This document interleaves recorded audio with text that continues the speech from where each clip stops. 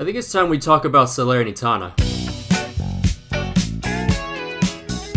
Now, in the last video when I was talking about Italian football, I pretty much just disregarded Salernitana's hopes of survival. Things have kind of changed since that video, so let's just talk more about it. Founded in 1919, Salernitana has featured in the top flight of Italian football on two separate occasions. The 1947-48 Serie A season and the 1998-99 Serie A season under the name Salernitana Sport. More specifically, in the 1998-99 season, they were led by Cameroonian international Rigobert Song and Salvatore Fresi. A 20-year-old Gennaro Gattuso played in the midfield as well, with Marco Di Vaio and David Di Michele in attack. However, just like the 1947-48 season, Salernitana missed out on survival by just one single point. And after they relegated, things kinda just went downhill. In classic lower division Italian club fashion, Salernitana went bankrupt twice, in 2005 and 2011. Summer of 2011, though, gave birth to Salerno Calcio, owned by Marco Messaroma and brother-in-law Claudio Lotito. The club was then renamed to US Salernitana 1919 and 2012. After a few years, I Granata climbed back to Serie B in 2015, where they barely survived in their first season. A few years later, after staving off relegation once more and securing multiple mid-table finishes, Salernitana earned promotion to Serie A in the 2020-21 Serie B season. Led by Fabrizio Castori, who could have kept Carpi FC up had the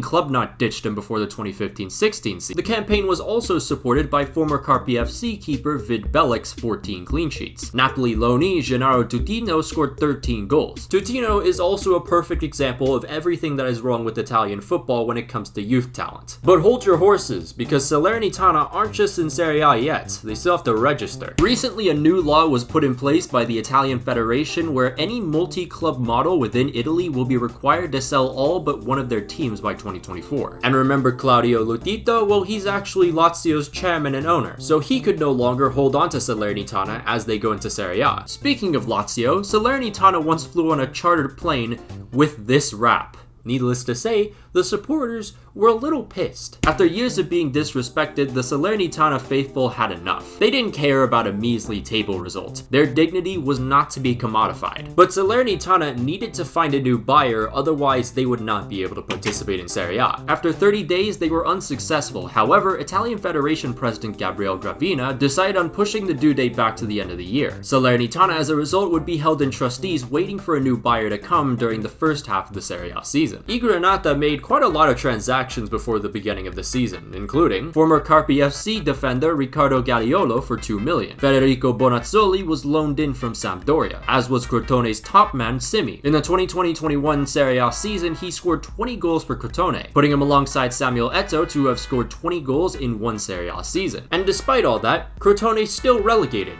due to the fact that they conceded 92 goals. Funnily enough though, that was not the most notable transfer. Franck Ribéry was linked to a move back to Bayern Munich, but that didn't exactly happen. To everyone's surprise, he joined Salernitana as a free agent, and this caught pretty much the entire world off guard. A lot of people drew some parallels to Maradona's move to Napoli, although I feel like that's a bit skewed. Salernitana began their Serie A campaign with 4 straight losses. That included 2 consecutive 4-0 losses against Torino and Roma. However, then they earned their first point in the top flight in over 20 years in a hard-fought comeback against Hellas Verona. 2 fixtures later, on matchday 7, Salernitana earned their first victory of the season against Genoa at the Stadio Recchi. However, after a loss at home to Spezia a week later, Castori was sacked with the club placed bottom after 8 games played. Stefano Colantuono was appointed, and in his second match, the Seahorses at the death stole a win in Venezia. Although, there is a little bit of controversy in this one. It's pretty incredible that the answer to fixing officiating errors can't even do that. The win in Venice didn't ignite anything though. Salernitana went the rest of the year winless with just 1 single point earned against Cagliari. Already being 8 points below safety with just 11 goals scored was bad enough. Then you remember, Salernitana still need to find a buyer. If I Granata couldn't find a new owner by New Year's Eve, the Italian Federation promised to kick Salernitana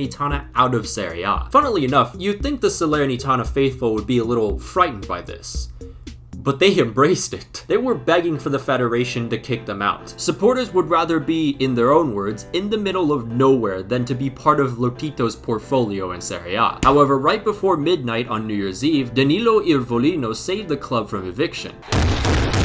His first move was to appoint a new sporting director, and that was Walter Sabatini, who brought in the likes of defender Federico Fazio from Roma for free, anchor Ivan Radovanovic from Genoa for free, Venezia's right back Pasquale Mazzocchi on loan, center mid Emil Bohemin from CSKA Moscow on loan, Torino's attacking midfielder Simone Verdi on loan, and 22-year-old central midfielder Ederson from Corinthians for 6.5 million. But besides a win versus Hellas Verona in January, Salernitana's form didn't really improve that much. The club then sacked Stefano Colantuono on February 15th and brought in the Italian dream Davide Nicola. Back in the 2016-17 Serie A season, as manager of newly promoted Crotone, Nicola promised to ride a bike from Crotone to his home in Turin if Crotone survived the drop. The club had only earned 9 points in the first half of the season, so already it looked pretty impossible. But by some miracle, Nicola led the club to a 17th place finish on the final day. And of course, he fulfilled his promise after such an incredible feat. At mid-February, Salernitana were 8 points from safety with the odds of relegation at 97%. If there was anyone who could save Salernitana from the near impossible,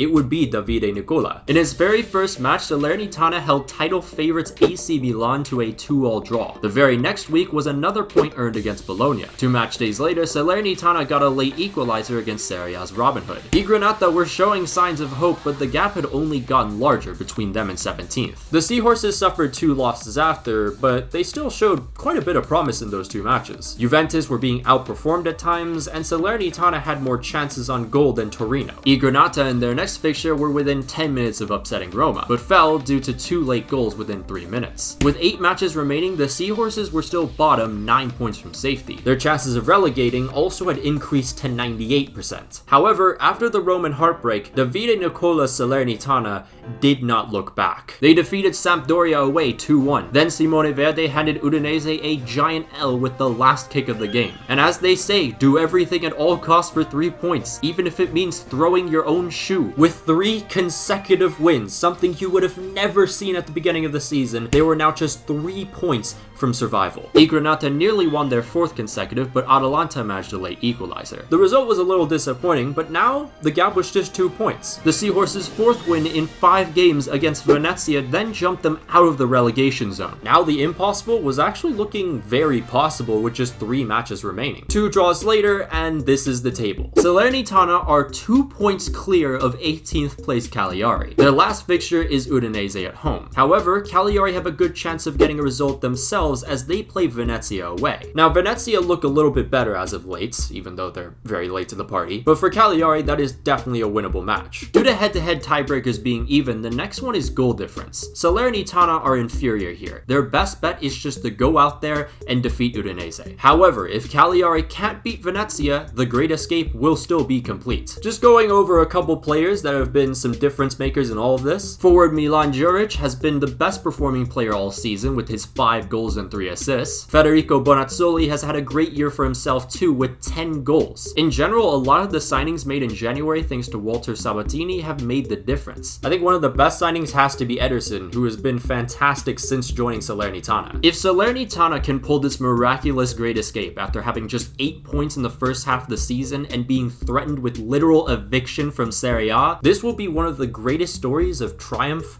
of all time. But what do you guys think? Will Salernitana complete the Great Escape, or will they not? I won't say anything because I fear that I could jinx whatever happens, so I'm just gonna stay clear of that. But a massive shout out to all our patrons, including Andre Root, Janos Balas, Miliaway009, Alex Rod, Elibium, Antonio, Daniel Ortiz, Darkwolf476, Edgar AS, Ethan Scaraccio, Francisco Hernandez, Jason TD, Jax206, Joseph Bonfante, Nguyen Mintang, The Motor Drive, Tomicus, Victor, Ariel Flor, Declan Malloy, Emmett Shea, Lewis, MX Weeb, Piano, Alberto Azamar, Andres Was Never Here, Anolfo Martinez Jr., Big Bird, Billy Jack Jory, Cash Getty, Chris Damasceno, Chris Irankunda, DG September, Dios, Exo, FIFA America, Harvey Fenwick, James Huggett, Jose Moretta, Ken Ramirez, Luis Tosano, Mark Morcos, Mohamed Albak-Hale, Nicholas Baptista, Nickel Chips, President Pulisic, Tyler Avon, Unbroken Persona, and Zach. If you'd like to join the Patreon, there'll be a link down below and up in the annotations.